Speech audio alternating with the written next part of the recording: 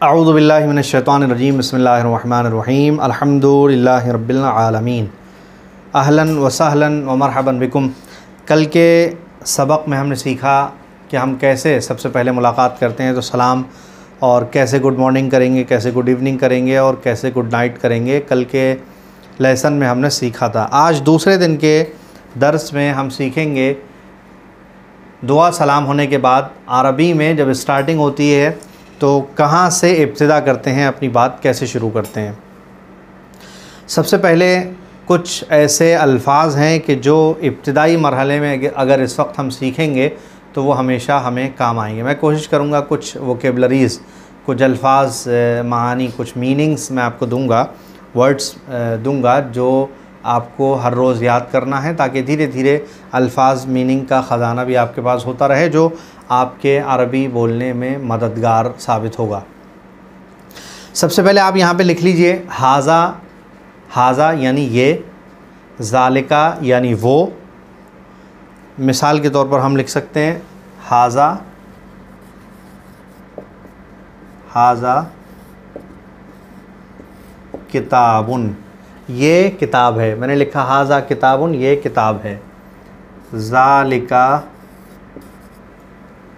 कलामुन, वो कलम है। हाज़ा यानी ये, ज़ालिका यानी वो, कलम यानी ये पेन। ठीक है, ये आप कह सकते हैं ज़ालिका किताबुन, वो किताब है।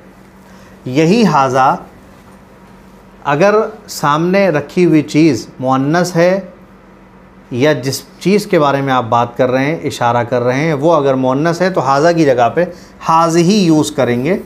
हाज़िही, जैसे आप कहेंगे कमरे को, रूम को हम गुरफ़ा कहते हैं अरबी में, हाज़िही गुरफ़तुन, तो आप कहेंगे हाज़िही गुरफ़तुन, हाज़िही गुरफ़ा। अब यहाँ ये कमरा है, ये बात बताने के लिए हाज़ा नहीं यूज़ होगा, क्योंकि गुरफ़ा मुअन्नस है, इसलिए हम कहेंगे हाज़िही गुरफ़तुन। तो हाज़ा यानी ये, हाज़िही यानी ये, लेकिन दोनों में फ़र्क ये है कि हाज़ा वहाँ यूज़ होगा कि जहाँ पर किसी मुज़क्कर के बारे में आप बात कर रहे हैं, और हाज़िही वहाँ यूज़ होगा जहाँ मुअन्नस के बारे में आप बात कर रहे हैं। ठीक है। कलमुन किताबुन, हाज़ा किताबुन, हाज़ा कलमुन, हाज़िही गुरफ़तुन, ये कमरा है। ठीक है। उसके बाद आप कहेंगे फ़रसुन, हाज़ा फ़रसुन, हाज़ा फ़रसुन, ये घोड़ा है। हाज़ा कल्बुन, ये कुत्ता है। हाज़ा जमलुन, हाज़ा जमलुन, ये ऊँट है। या बोलना है ये खूबसूरत है, तो जमल की जगह आप बोल देंगे हाज़ा जमीलुन। जमल यानी ऊँट, जमील यानी खूबसूरत। ठीक है। इन्नल्लाह जमीलुन व युहिब्बुल जमाल, अल्लाह खूबसूरत है, जमील है और जमाल को, खूबसूरती को पसंद करता है। हाज़ा जमलुन, हाज़ा कल्बुन, हाज़ा फ़रसुन। ठीक है। हाज़ा फ़रसुन, ये घोड़ा है। हाज़ा कल्बुन, ये कुत्ता है। हाज़ा जमलुन, ये ऊँट है। उसके बाद ज़ालिका किताबुन, ज़ालिका फ़रसुन, आप ख़ुद से जोड़ सकते हैं। ठीक है।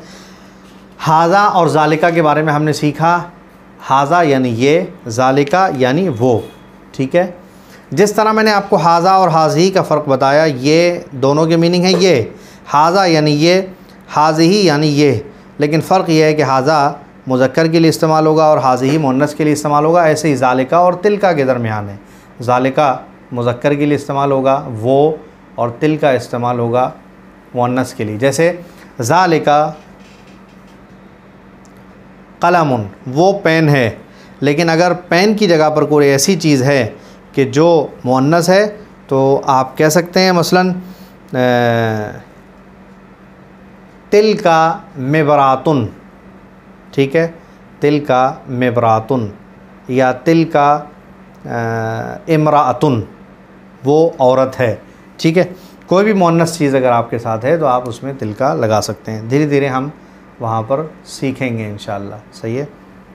मिबरातुन शार्पनर को कहते हैं, पेंसिल छीलने का जो शार्पनर होता है उसको मिबरात कहते हैं। महायतुन इरेज़र को कहते हैं महाया। बात आई तो मैं लिखवा देता हूँ ये दोनों, महाया, महायतुन यानी इरेज़र, मिबरातुन यानी शार्पनर। ठीक है। अच्छा, उसके बाद हम सीखेंगे मन और माँ। मन यानी कौन, माँ यानी क्या। दो अल्फाज हैं हमारे पास, एक है मन और एक है माँ। ठीक है। मन यानी कौन। अगर आपको अब सवाल करना है कि ये कौन है, मन हाजा ये कौन है, तो आप मन के ज़रिए सवाल करिए, मन हाजा ये कौन है, मन जालिका वो कौन है। या अगर सामने बैठी हुई कोई लड़की है तो आप उसके बारे में पूछेंगे मन हाज़ही ये फ़ीमेल कौन है। या अगर आपको सवाल करना है कि ये क्या है तो आप सवाल करेंगे माँ के ज़रिए से, माँ हाज़ा ये क्या है। या आप पूछेंगे माँ ज़ालिका वो क्या है। ठीक है। अब मन हाज़ा के जवाब में आप कह सकते हैं हाज़ा रजुलुन ये मर्द है। रजुल किसे कहते हैं, रजुलुन, रे जीम और लाम, रा लिखिए जीम बनाइए और लाम बनाइए, रजुलुन, हाज़ा रजुलुन ये मर्द है। लोग तर्जुमा करते हैं रजुलुन का ये आदमी है, तो आदमी तो सब होते हैं, आदमी कहते हैं जनाब आदम अलैहिस्सलाम की औलाद से जो है वो सब आदमी हैं। अब इसमें फ़र्क नहीं है, आदमी उसको नहीं कहते कि जो औरत के मुकाबले में होता है, लेडीज़ के मुकाबले में होता है। लेडीज़ फ़ीमेल्स ख़ुद आदमी हैं, जो औरत के मुकाबले में होता है वो मर्द होता है। आदमी यानी आदम की औलाद, जनाब आदम की औलाद में मेल्स फ़ीमेल्स सब आ जाते हैं। ठीक है। मन हाज़ा हाज़ा रजुलुन ये कौन है, ये आदमी है। अब आप पूछें मा ज़ालिका, ज़ालिका फ़रसुन वो घोड़ा है, ज़ालिका कल्बुन वो कुत्ता है, ज़ालिका क़िरदुन वो बंदर है। आप पूछें मन हाज़ा ये कौन है, तो आप बोलें हाज़ा किताबुन। मा हाज़ा ये क्या है, आप बोलें हाज़ा किताबुन। मन हाज़ा हाज़ा वलदुन, हाज़ा क़िरदुन, हाज़ा रजुलुन। वलद यानी लड़का।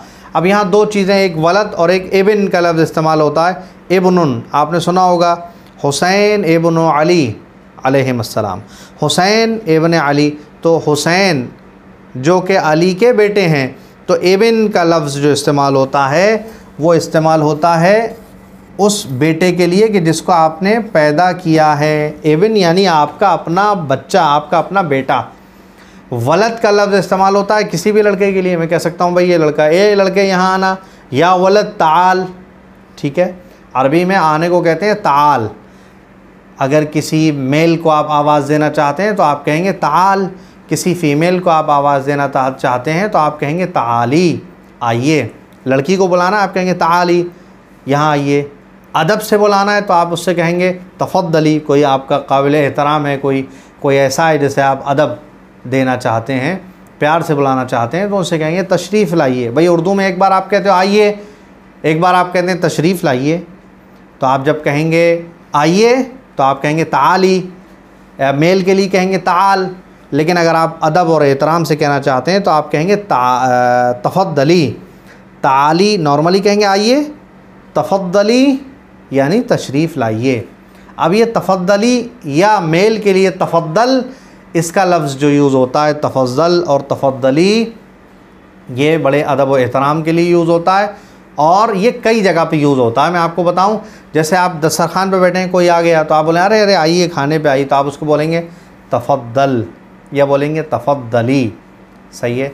लेकिन एक बड़े मज़े की बात यह है कि जब आप कहीं जैसे नजफ़ या करबला में टॉयलेट की लाइन लगी होती है, वॉशरूम में जाना है, तो वहाँ अगर आपसे पहले कोई और है, कोई आपकी बुज़ुर्ग ख़ातून या आपका कोई बड़ा भाई या आपका उस्ताद कोई और आ गया, आप उसको ये कहना चाहते हैं या चाहती हैं कि पहले आप चले जाइए, अरे अरे आइए पहले आप चले जाइए, तो वहाँ तफ़द्दल का लफ्ज़ यूज़ नहीं होगा। अपने माइंड में रखिएगा, बहुत काम की बात है। बहुत से लोग इराक़ जाके इस बात की गलती करते हैं, वहाँ तकर्रम का लफ्ज़ यूज़ होता है। तकर्रम, वॉशरूम जाने के लिए लफ्ज़ तकर्रम यूज़ होता है, तफ़ज़्ज़ल यूज़ नहीं होता।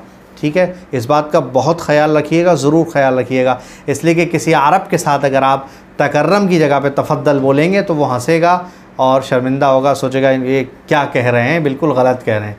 तफ़द्दल किसी बहुत शरफ़ की जगह पे अगर आवाज़ देने के लिए बुलाया जाए, आइए भाई दस्तरखान पे बिरयानी रखी है, आवाज़ दी जाए आइए आइए खाइए, तो आप बोलेंगे तफ़द्दल। कमरे में दाखिल होना है, मस्जिद में दाखिल होना है, हरम में दाखिल होना है, आप बोलेंगे तफ़द्दल।